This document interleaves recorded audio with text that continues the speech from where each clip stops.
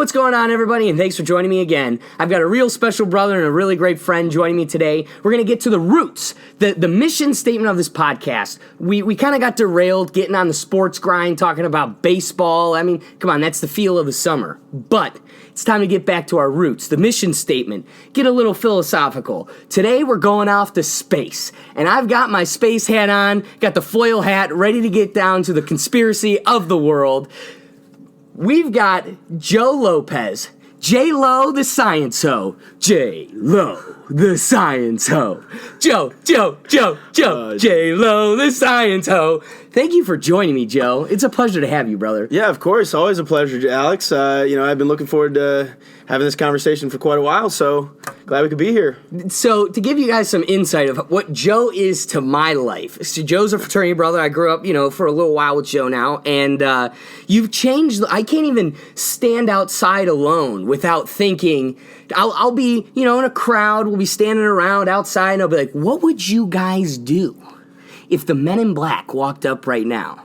Now, you're all thinking, what, the dumb little show or movie that we used to watch? No, Joe exposed me to this whole new conspiracy theory of the Men in Black is two people with no hair, all white, albino white, tall, look the exact same in the stereotypical Men in Black suits, and they're... Depressed nostrils. Yes, that's it. Depressed nostrils. And they're us from the future. The whole the whole theory has changed my perspective of life. That if you look at the human existence, our evolution, our eyes are slowly getting farther apart. We're getting it is in line with what we stereotypically think an alien looks like. And the theory is that these aliens that we're conjuring up are just us in the future. And that's what these Men in Black are. They're checking out the crazies. And how funny would it be if we're just sitting in the hot tub in the back and two Men in Black? What would you do? Joe, what would you do if two Men in Black just walked up? If two Men in Black walked up to me, I would first probably scream, and then I would get out and run and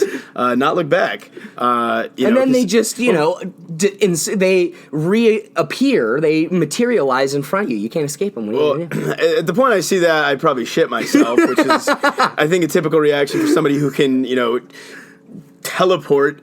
But I don't know if I would be, my first instinct would be like, oh, these are the Men in Black. You see guys walk up in suits, you think that they're businessmen, especially in the dark. But what if they have no hair, they're completely bald, they're a white that we haven't even been exposed to yet, and this was the kicker that Joe exposed me to. The real character trait of the Men in Black is they don't talk.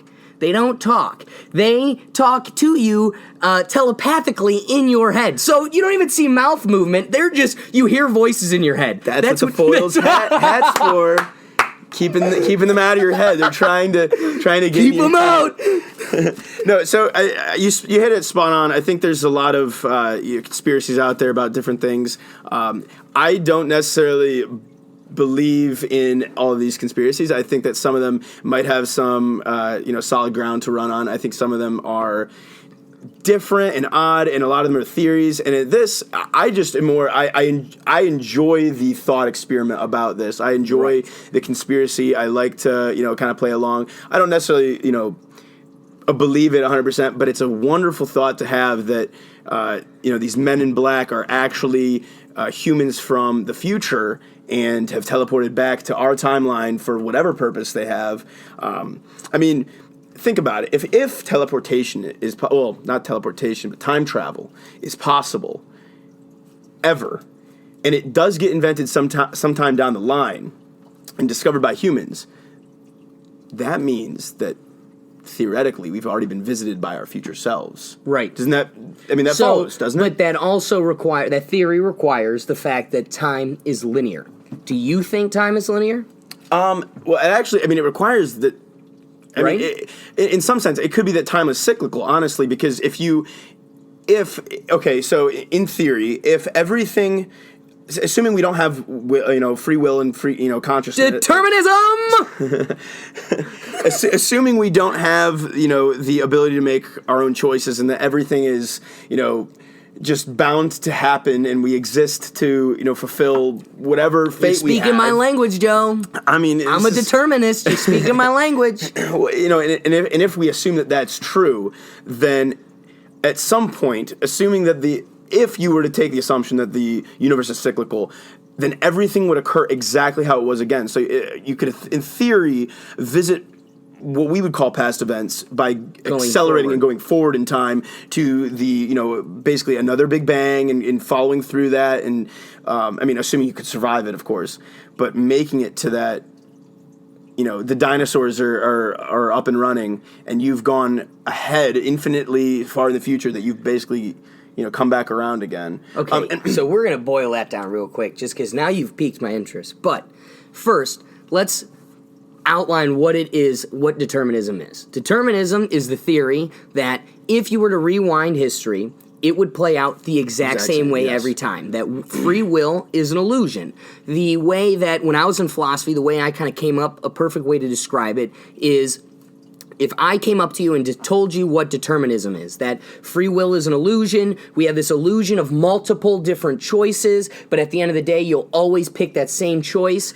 The perfect example, I think, or metaphor, is if I told you this, and I told you, man, this Arnold Palmer tea, man, it's incredible. It is really good. You can't even tell. But it's pretty... so the theory is, if Joe, I told you there's this thing called determinism, and you walked up to a Y in the road, and you have the yellow brick road with roses, and it's gorgeous, the sun is out, versus a broken brick road, it's dark, lightning, things hiding in the shadows. You walk up to the Y in the road, and you got to pick between the two. And Joe goes, well, obviously I'd pick the yellow brick road. Mm-hmm. However, Alexander just told me about determinism, and I want to prove him wrong. I want to prove that I have free will, so I'm going to go against what I normally would pick and pick the alternate decision. Well, what does that mean? That means all the things leading up to that point, me telling you about determinism, you having causal. The thought, dude, it's all about causality. Let's see if I could find it. Before we move on, if I could find this picture that Joe turned me on to a long time ago and has been, it is such a piece of my existence. I love reading it. You read this to me a long time ago, dude. I'm so glad I have it. And I have saved it forever. I think of it as a motto. This is the perfect way to describe determinism. This is a perfect life philosophy for you to hold. All right. Every event that has taken place in this universe has led to this moment. Every star exploding, every planet colliding, every molecule combining, every quantum occurrence, every life that arose, every adaptation, every evolution of every species, every birth, every death, every thought, every realization, every action taken by anyone who has ever lived. The real question is, what will you do with this moment? I love that.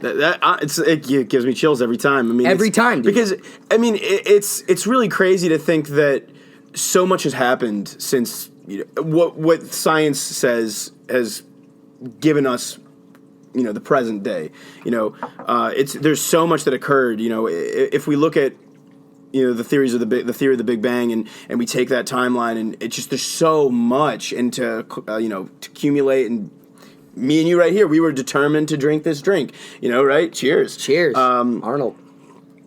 There are plenty of conjectures and thoughts as to why determinism is a great thought, but not necessarily true. And right, that's 100% true. And I personally think that if we understand how physics works, determinism should actually be the way that the universe plays out. Except quantum physics gives the universe chance.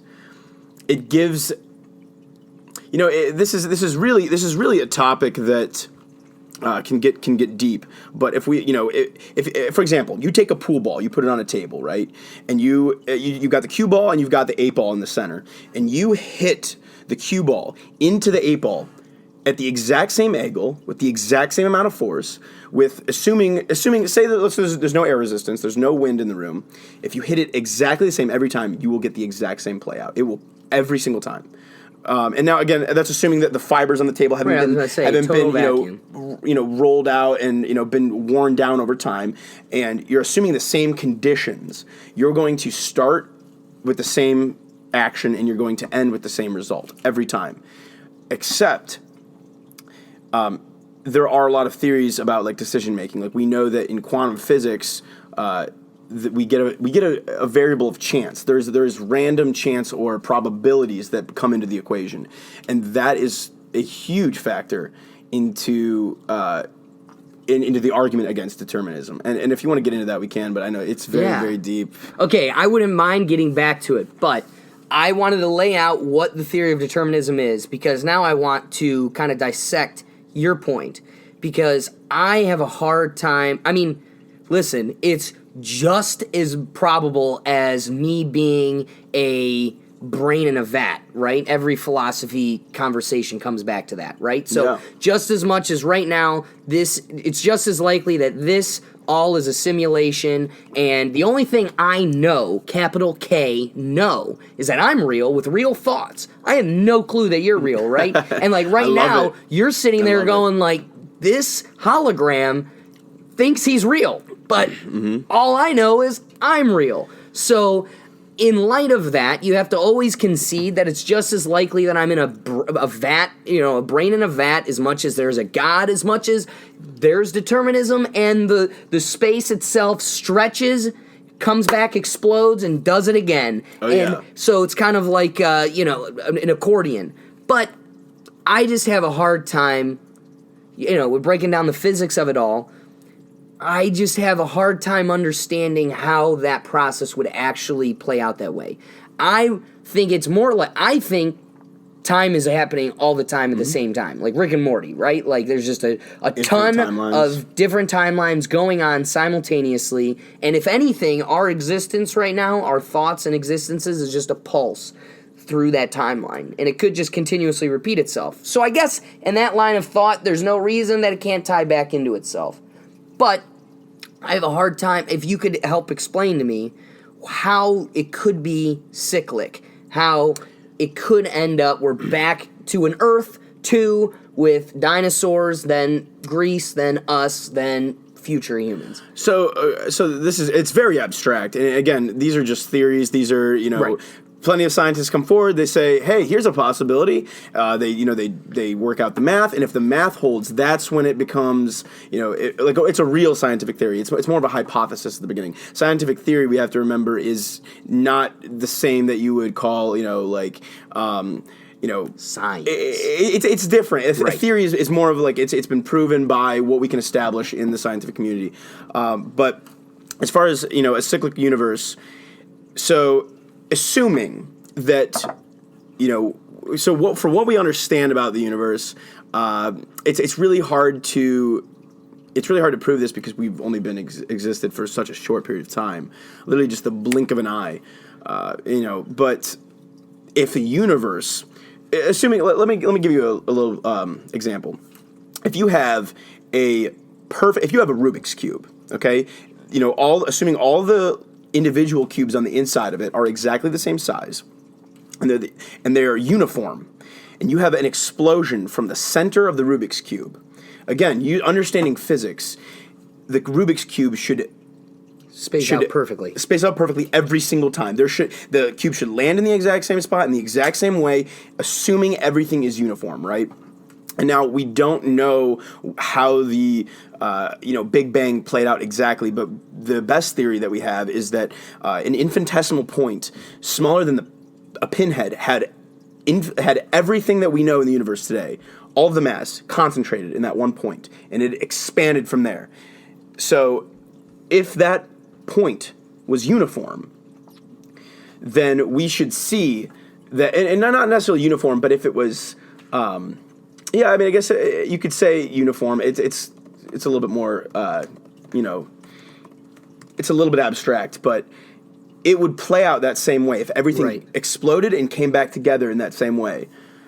So, because force, it's all about forces. That's really what our universe comes down to. Oxygen has a force attracted to hydrogen, and when they two come together, you get water.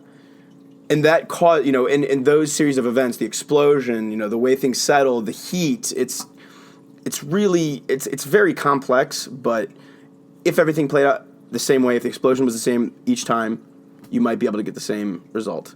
Okay, so I guess we have a very juvenile, minuscule understanding of that process or where we're at right now. But is there evidence currently to kind of indicate that it may have been that perfect type of explosion, or not so much? See, I don't necessarily believe that, because if you look at our universe, if everything was uniform, if those individual cubes were were uniform with each other and the exact same, then why are our galaxies not perfectly evenly spaced apart? Why are there some galaxies that have different materials or different amount of mass, or suns or black holes? Why are they composed of different things? Most of the universe is this similar elements. You got hydrogen, you got helium, you got oxygen, nitrogen, whatever the universe is made of. All of these ingredients vary throughout the galaxies and everything, but we should see uniformity somewhere. So, and we're not.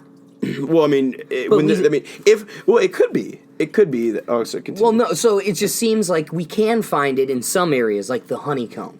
The honeycomb is the most, the strongest structure you could find, and we're finding it in, the most microscopic version, in cellular types and makeup. We're finding the honeycomb and that's super uniform. And that seems to be a pillar of kind of physical existence. Mm-hmm. So, is it only found in tiny microscopic spots, or is there? Well, so okay, so let me take a step back here. So, if everything was uniform, if everything was made of one material, okay, just the original, the primordial ooze, as it's called, right? If everything was just one uniform material, it was the same thing, and we expanded from that, then we should be like. We should see other Earths, right? We should see like exactly the same. We should see. There should be nothing different. It would almost be like. Everything is just the same material, the same matter. There would be no differentiating components anywhere, right? Now, what you're talking about with cells, having a honeycomb, a lot of different structures in our universe take specific shapes, and that is because it's all about physics. Like I said, it's about reducing the amount of, you've got a ball, right? The reason that a balloon, when you blow up a balloon, it takes a ball shape is because that is the most energy effective way to be in a shape, right? You've got pressure from every single direction, and it's trying to spread the stress of the atmospheric pressure around the entire balloon. That's why you get a perfect sphere. That's why you see spheres when you put water on a hot pan. Okay, I mean it's for more of a a little bit of a different reason. You've got heat going into the water, but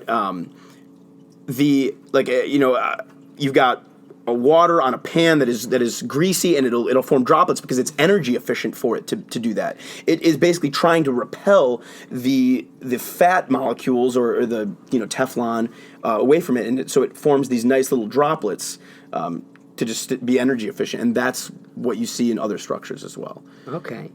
And okay. It's more for a different reason, but so okay, back to time. Time can be linear. Time can be cyclic. Is there another possibility that time could be? It's about to be cyclic because I'm about to take another drink. Holla. So that's the question. Deja vu. What other possibilities could time be? Can it only be, like, I mean... So, okay. So there is another... So you say it's linear, right? So there's, I guess, two forms. I think that's the easiest way for a human mind to understand time. Mm-hmm. But that being said... For me, that should only imply that isn't the case. Like, our simple minds can only understand this, which leads me to believe it's something way more complex than our minds could fathom. Well, okay, so, yeah, I mean, we understand linear time because it's something that's familiar to us, right? It's something that we... Helps us function in the day today. We know that we ate a sandwich yesterday. Like, it's traceable.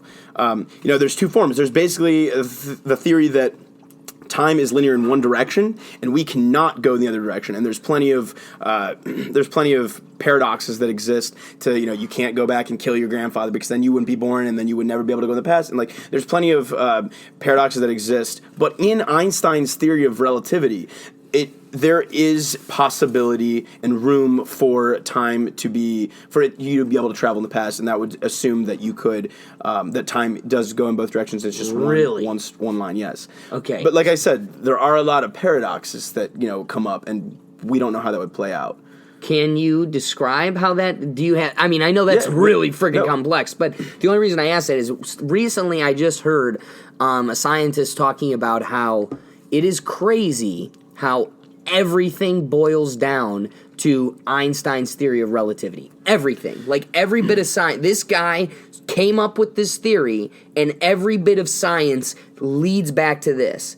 And it was inevitable that somebody would come up with it, but Einstein paved the way for a theory that cannot not be found in any realm of science. Is that true? And how does that play out with time? So it's actually really funny. One of the biggest problems in physics is the issue with combining two theories of physics, and it's you've got Einstein's theory of general relativity. Well, there's also special relativity, but we're not going to focus on that right now. But you've got general relativity, and then you've got quantum theory, and those two, they butt heads. And again, we could talk about this for years. So I'm not going to get too far into it. So but in every other setting, theory of relativity holds. We find it everywhere. From when some of the first experiments that we did, when we were trying to determine whether time is relative, they were taking these cesium clocks, and cesium is an element on the periodic table which has it's very very got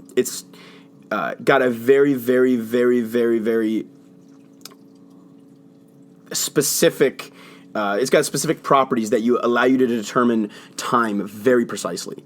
You could know to the billionth digit what time it is based on using cesium atoms, and it gets a little bit complex. It gets pretty complex, but so they would take two identical clocks with these cesium based clocks, and they put one on the ground and they put one in space, right? And they took the clock and they flew it around the Earth, as fast as they could.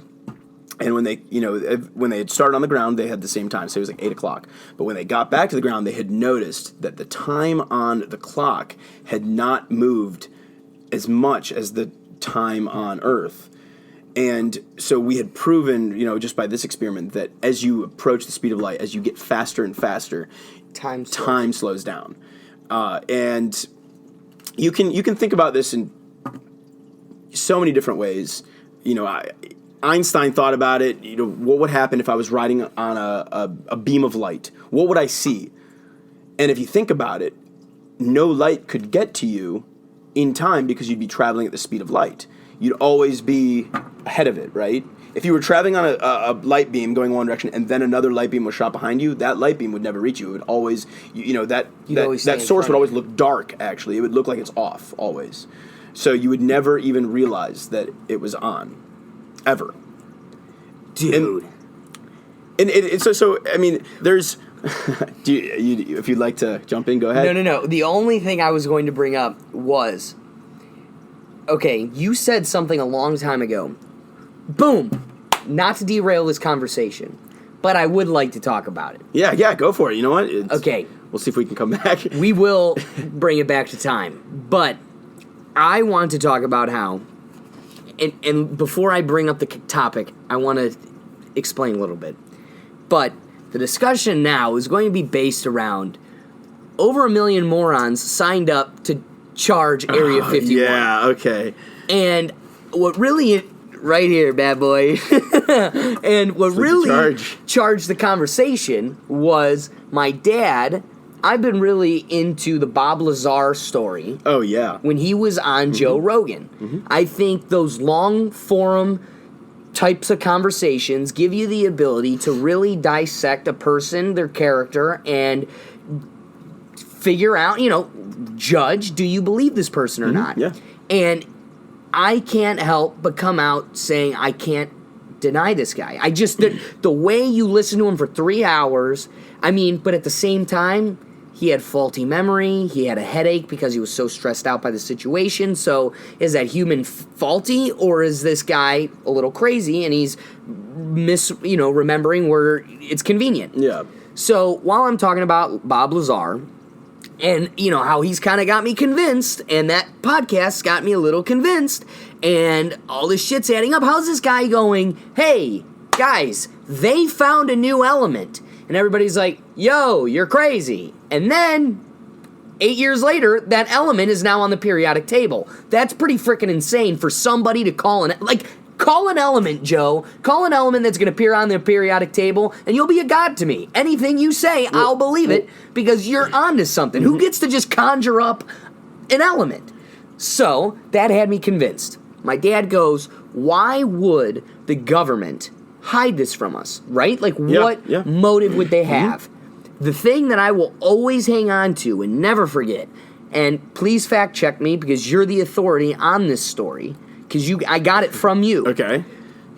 But there was a situation, I think in Africa, could have been South America, where there was a crash landing of a UFO, and they informed the city, the townspeople were concerned, what the hell was that explosion? What was that light? And they told the townspeople that it was aliens. In fact, aliens crash landed, and like 50,000 people killed themselves in sheer fear of just the unknowing, or there's higher beings. So, do you know what I'm talking about? So yeah, I think you're actually getting two stories mixed up. There was like in Roswell, okay? For Roswell, they had originally, the reports that came out was that there was a crash landing. And I'm sure that there are multiple UFO stories, similar to this. But there was a crash landing, and, but they had reported it, and then the government came back and said, no, it was a weather balloon. But what you're thinking about with people killing themselves, there was a broadcast done, and I'm not sure when it was. I think it was a War of the Worlds broadcast. You could look it up. There was a lot of hysteria going around that aliens were attacking the Earth, and people were so scared that they were killing themselves. But this was a fake broadcast. It wasn't actually a real broadcast. People were so convinced. I mean, they didn't know at the time, right? But like you hear anything about UFOs in your in the early 40s or 50s or 30s, I don't know, and all of a sudden you're fearing for your life. You don't know what's happening. People were actually killing themselves. So, Orson Welles causes a nationwide panic with his broadcast of War of the Worlds, a realistic radio dramatizing of a Martian invasion on Earth. He was 23 years old, and he was from Mercury Theater Company, and he decided to do an update on H.G. Wells' 19th century science fiction novel, War of the Worlds, for a national radio. Let's see if we can get a statistic of how many people killed themselves. I mean, this is...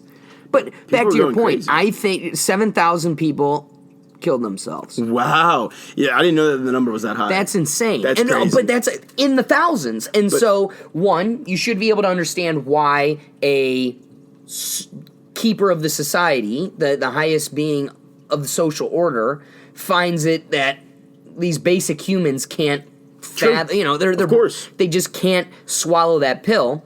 Also, if we go by the Bob Lazar story, I mean, there's a lot of weaponry and just vehicle innovation that is set in that can come from you keeping it secret, keeping the Russians and the Germans out of it. About Who power. builds a better car than the Germans? There's not a fucking person out there. And as a result, the United States needs to keep this nuclear reactor that covers this machine to themselves. It's a matter of national security. If you come in contact with aliens and they're talking with you and they give you any type of technology, or they crash and you take their technology and reverse engineer it, you have the advantage of keeping and holding power. Nobody's going to tell you what to do because you have alien technology.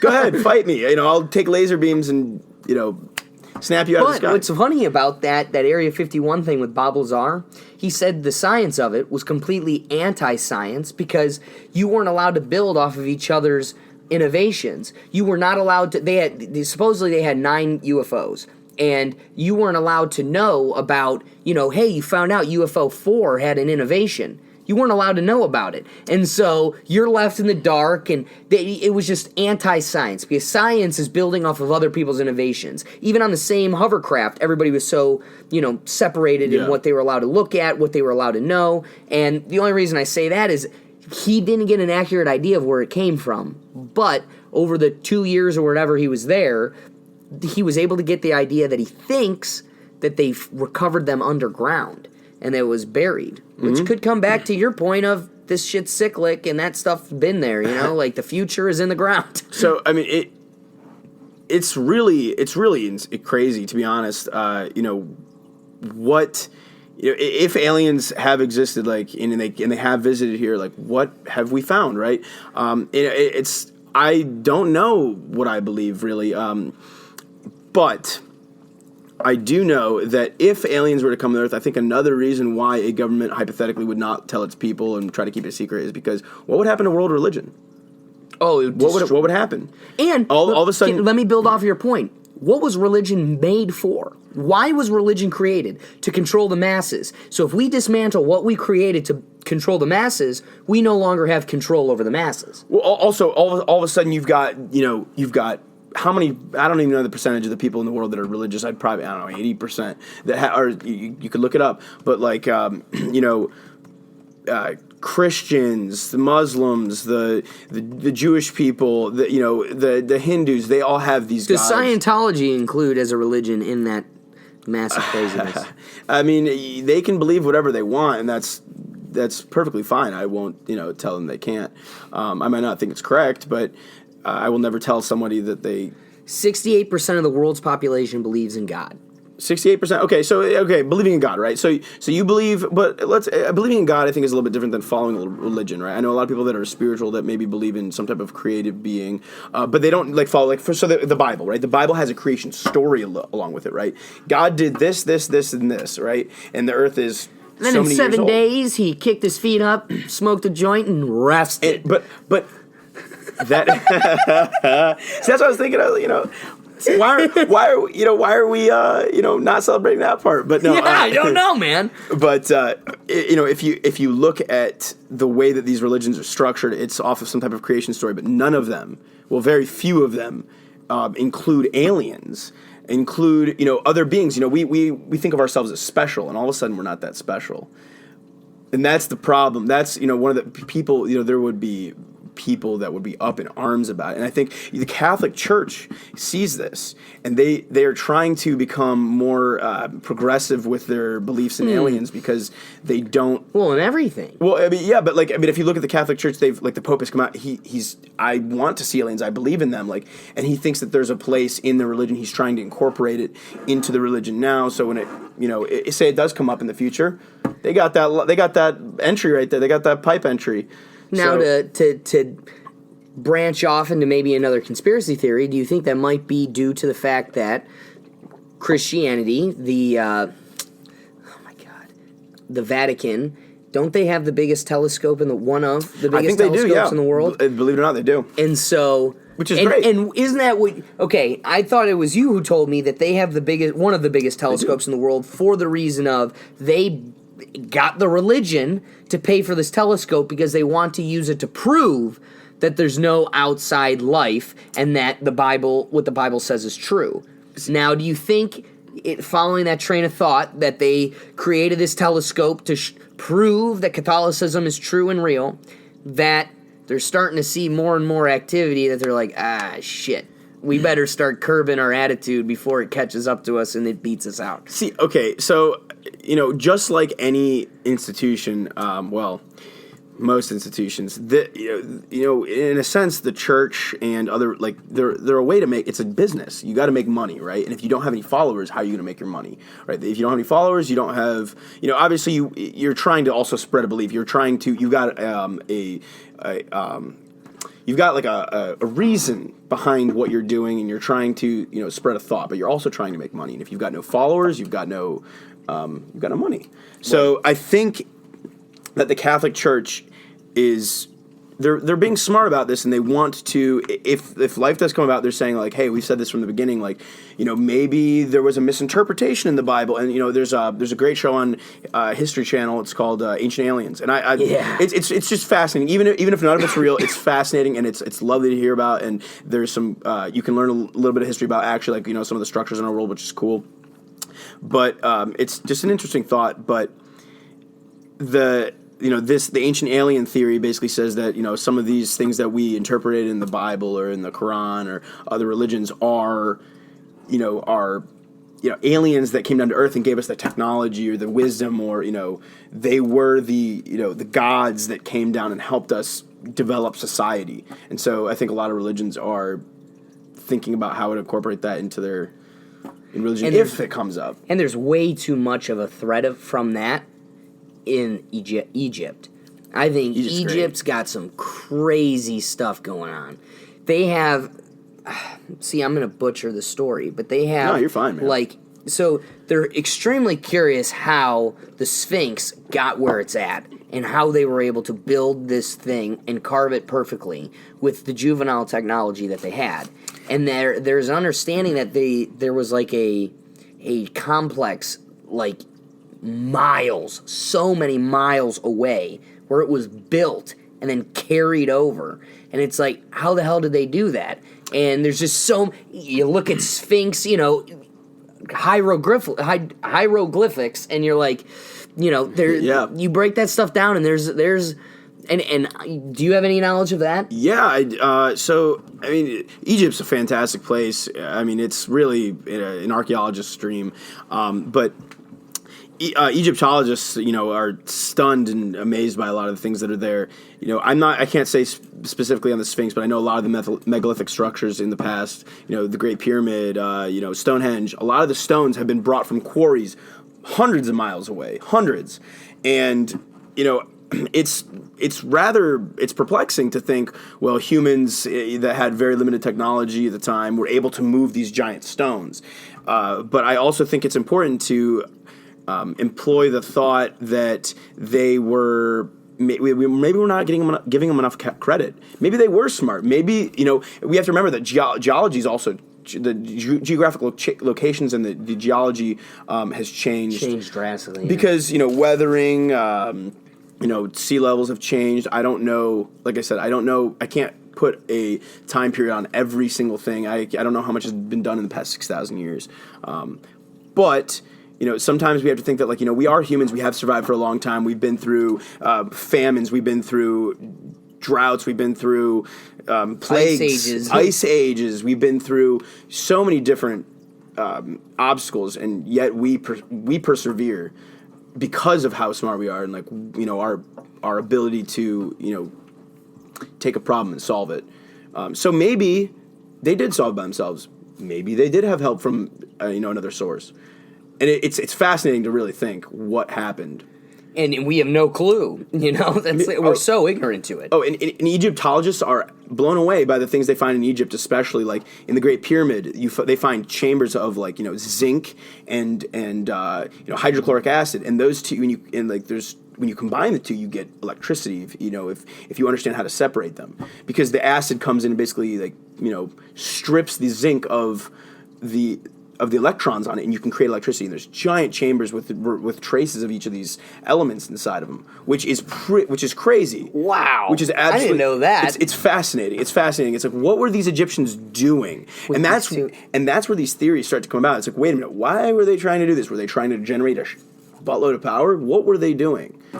Wow. And then back to your point, maybe we just don't give them the credit they deserve, and they had the ability to generate. Maybe these are their flying saucers for all we friggin' know, right? Like, it's their buried saucers, and who knows? I mean, people forget that algebra was invented in the Middle East, thousands of years ago. Right. People forget about a lot of these things that people with ancient technology were able to do.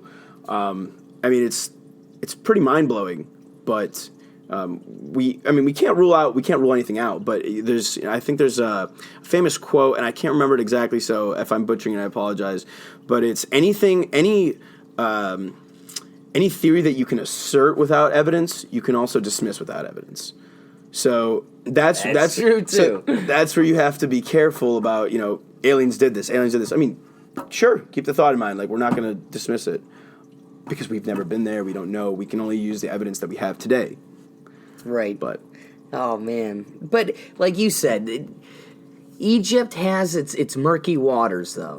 Like there's stuff in those hieroglyphics that imply that something came and gave them this technology, like another civilization.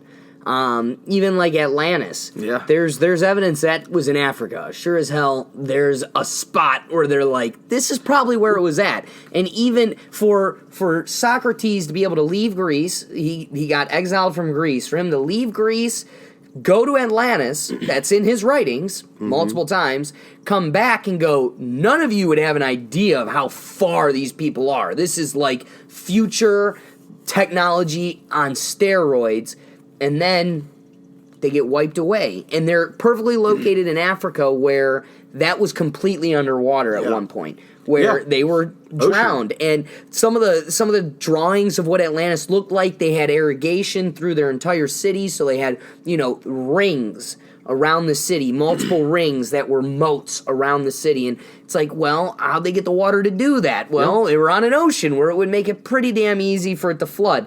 And so, it's more likely than not, I would think, that what are the odds of us having a complete understanding of every human that lived and died, civilization at least? Not possible. It's not possible.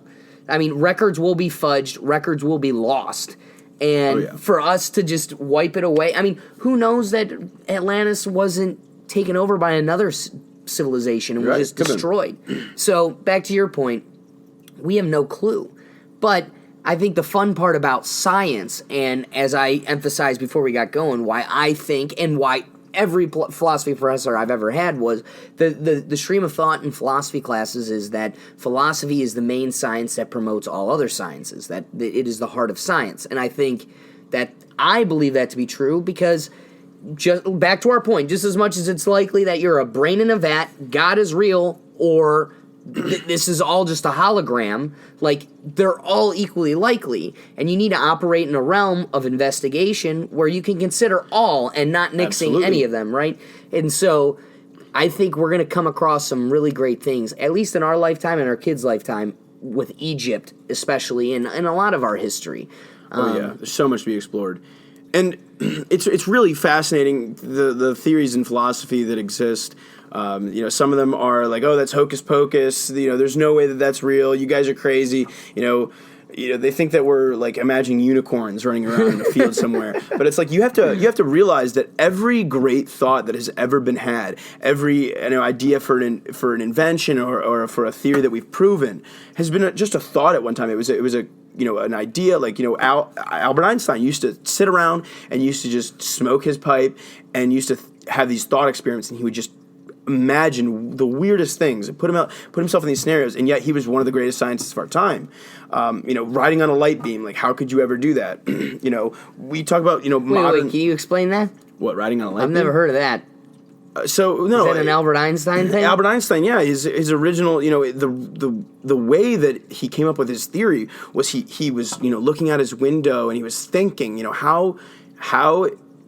What would happen if I was riding on a light beam? If I was going the speed of light, sitting on the light beam, what would I see? And that was what I was explaining to you earlier about you wouldn't see the light behind you because it could never catch up to you, right? But it's, and then he started he kind of went from there. He goes, wait, how fast does a light beam go? Like, how can we calculate this? What would I see if I was looking at, if somebody, was coming at me with a light beam? How fast, if I took a radar clock and I measured them, I mean, that's probably not what he was thinking exactly at the time. But, we understand so much about our world because people were dreaming. They were absolutely out of their mind at the time. I mean, if you would have brought a cell phone to the 15th century and you would have said, hey, look at this, people would have killed you. They would have thought you were a witch. They would have. Dude, that's what Bob Lazar talks about all the time. He's like, what you don't understand is it would be like dropping an iPhone off in ancient Greece and going, try to figure out how this works. Try to figure out how it gets powered. Try to figure out, and he's like, that's where we were at. It's like, I'm looking at technology I could never understand with Absolutely. and we're supposed to sit here and go from the end product to the pieces and parts that make it work. It's literally impossible, and that's just a funny piece to it. I mean, it's crazy. So back to your point, I think that, excuse me, I think that it's there's so many different theories out there, but like, okay, for example, I love this. This is it's just more of a thought experiment. But there's a theory out there in philosophy called last Thursdaism. Have you ever heard of it? No. So the theory basically says that last Thursday was when everything that we see today was created, and there's no way you can prove it. Every thought that you have, every piece of matter around, every memory you have came into existence last Thursday. And you're like, well, but I remember 2 weeks ago I went to the store. But it's like, no, that memory was implanted in your mind. It was created Thursday. Yeah, it was that memory was created on Thursday, and it was planted in your mind that you went to this grocery store last week, but you didn't actually go. And this is again more of like a how can you disprove this, right? And these concepts seem crazy to us. And I'm not saying that last Thursday is real. Right. But that's the thought experiment that philosophy breeds in you. And that's what all it is supposed to be, is a thought experiment. Love it. Which is very legitimate. I mean, come on. That's back to my point of we're all in a hologram. Like, I know I'm real. Joe, it's fascinating. There's literally nothing you could do to convince me you're real. Now, I can operate in this realm because I'm not a psychopath. I'm not going to kill you because I think you're not real. Like, I still have empathy for other people's existence, but in the stream of fun thought in philosophy, it's a thought experiment. Joe isn't real. I'm not saying in real life I practice my day-to-day as if Joe isn't real, but I have no way of knowing. There's nothing you could do to convince me you're real, because I'm not in your existence, in your head, seeing through your eyes. All I know is this, what I'm seeing, what I'm feeling, this is all me. That's it. That's all I know. So my question to you is, if you can see and feel yourself, if you can see and feel me, why wouldn't I also be real?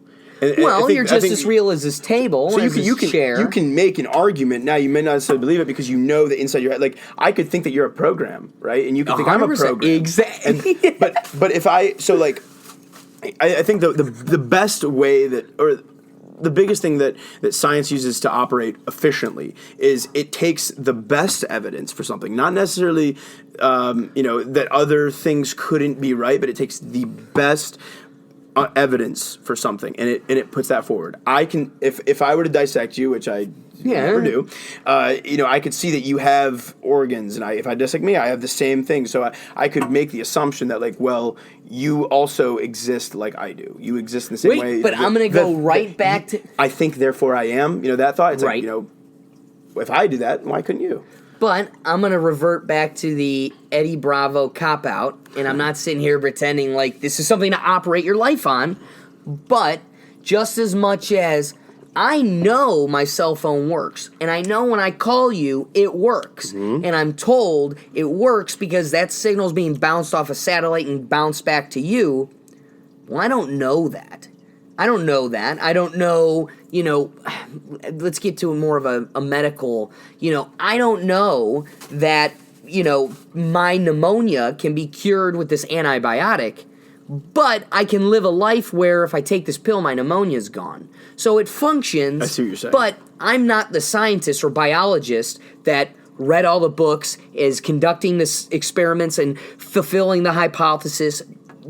For you, somebody who is in a science field, when you complete an innovation, you know it to be real, and all of us others in the society will practice and function off of your innovation, but only you know it's real. Only I know it works when I do it. Engine, don't know why. Engine burns gas, engine pushes air super hard, busts it to make it a mild explosion, to make energy to push a car. Well, all I know is I come in, push a button, my car turns on, I get to work. Yeah. So, there's a lot of what we practice on, what we function on, is highly reliant on other people's knowledge and innovation. Absolutely. So, when it comes back to what I know, I don't know half of that stuff. You know, I'm ignorant as hell. I know what could put your ass in jail. That's about the extent of my studies, right? So, like, my knowledge with a capital K, is very limited. And I practice my life, my day-to-day, on a lot of other people's knowledge.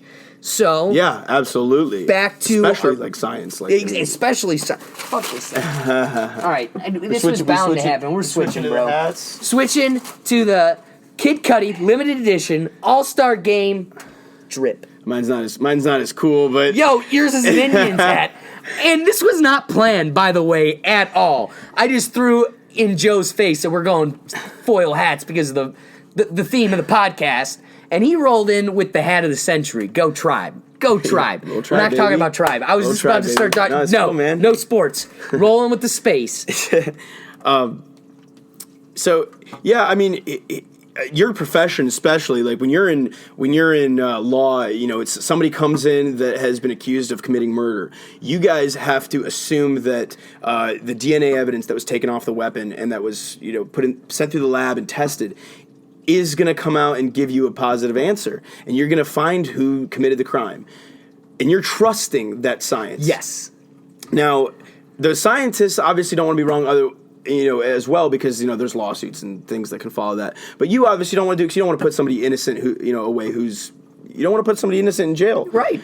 So it's really difficult. But people, especially now in today's age, seem to pick and choose their science. Yes. And that really ekes me a little bit. You know, for example, you know, people are saying, you know, climate change, for example. Okay, you know, everyone's saying, oh, it's a hoax, whatever. I mean, not everybody's saying that, but a lot of people are saying that it's a hoax, and it's like, why? Idiots are saying that. This would be a lot of money and stress that people would have to go through to try to invent some issue that doesn't exist for no reason. Like, why would they ever try to do that? And the people that are saying that it's not real, it seems like are being, you know, paid by the coal and the oil and the, you know, other sources of fossil fuels, because their business relies on it. And that's, of course, like, I understand that. Like, your business is dying, you're going to fight back, right? But people tend to believe it no matter what the scientists say, especially if people they know tells them, and that's the difficulty. And we could get into it with 1,000 different reasons. You know, vaccines. We could get people. People believe that crystal therapy heals them, but it's like there's no science. There's no science that backs that up. So, like, why do you believe somebody who didn't do any scientific research? They didn't have hundreds of test subjects that they performed their tests on, like, you know, the pacemaker, or, you know, the dialysis machine that helps function your body. Those have been tested by thousands of people under rigorous conditions to make sure that they function properly and they can actually heal you. So why is it that people are disbelieving certain aspects of science? And, like, you know, like, oh, I know my phone works. My phone is made by a scientist, you know, it's some engineer, and I know it works, and I, you know, believe them and it works, but I'm not going to believe this aspect of science. Why is that? Right. I want to believe, or not that I want to attest that to, I think there's a social push right now. It's all social. I think we have social justice warriors invading the internet and kind of suffocating and kind of creating at least doubt, right? Vaccines. That is something that should be no doubt. Climate change should be no doubt. I took a climate change class in law school. Our professor the entire time was like, well, if the science is correct, and I wanted, you know, after 15 days in this thing, you might be like, whoa, shut the fuck up, dude. There's no contradicting evidence. Like, so let's play in a world where the science is correct until it's proven incorrect. How about that one? Because it was getting, not that he was annoying, the class was annoying, because it was like, okay, you know, all this methane leakage, this is how it, you know, the world is going to end. You should be recycling. You should be caring about the government or the climate. This is stuff that you should care about because you're killing your kin. That's 100%. Now he's so heated. It just gets me that it's like you'd sit there every day and he goes, if the science is correct. Stop saying that, because there's no science to contradict it. There's literally none. So vaccines. Well, we've got a couple crazy celebrity moms who've got some shit to say, but no science to contradict Never gone to med school. In fact, the Black Plague is back, or, you know, the Black Death is back. The plague that crept the earth and killed tons of people, is back. Why? Because of dumb bitches with a Twitter. Yeah. So it's like, I want to attest a lot of this to what's going on socially right now. Back to, you were talking about law. Law, as much as, it comes down to the debate between two humans, it still very much relies on the fact of the matter, science. And we had very recently, not to get on a social divergent, but recently we had this this conflict amongst our country with Brett Kavanaugh, where here's a Supreme Court justice that's about to get nominated. We have one party that doesn't want him to get in because it's a Trump choice, and we have another party that wants him in because it is a Trump choice. Now, the dude has done everything in his life to be perfectly qualified for this situation. Literally everything. Now, we have a rhetoric amongst our country, women 40-some people, fuck I think. men, Like people and we always believe women. Always believe women. Why would they lie? Why would they lie? Now, as somebody who functions in the world of law, who wants to be able to say, no, we're just trying to find what's just. Get to the answer of right. Right? That's the end goal. As somebody who's coming from that corner, it's not that I'm always going to believe men or I'm always going to disbelieve women. It should have nothing to do with that. What's between your legs should be moot, a complete moot point. But what I also need people to realize or recognize or at least concede is that there is human error that'll trump any situation. And so while you very much have very real situations where the woman goes, I know it was him. And the fact that, and yeah, I'm gonna take it a little racial because that's what we're seeing right now in this world. You will have a white woman in the 1950s go, that black man raped me. I know it was him. I wouldn't. This comes back to the stereotypes. What, do all white people think black people look the same? Because you have so many of these fucking cases of women going, it was him. He raped me. And the jury goes, we got him, case closed, and then 20, 30, 40 years later, technology catches up, we got DNA evidence, and where we had a woman who was blinded knowing it was him,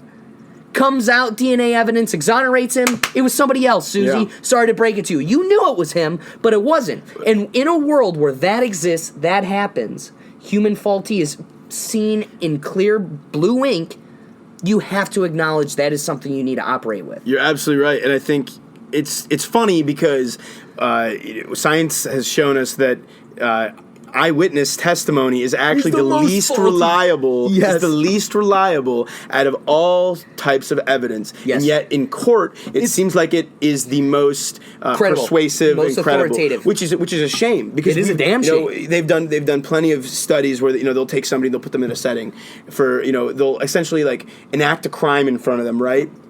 And they'll bring the witness into a police office, and they'll say, okay, what did you see? What happened? And they'll be like, I swear I saw somebody wearing, with brown hair, wearing a blue shirt. He was about 6 feet tall, right? And then they'll bring in somebody else who saw it, and we'll say, oh, they were wearing an orange shirt. They were an African American male. They had white sneakers on, and it was completely different than the first person. And so we see, and both of them will be wrong. Yeah, they were both in the same thing. Which is it's honestly sad because we look at something like the recent case with the 6 people that were, was it 6 or 4 that were just exonerated from the Central Park rape case? I can't remember, but what? There were, I think it was 4 or 6 African American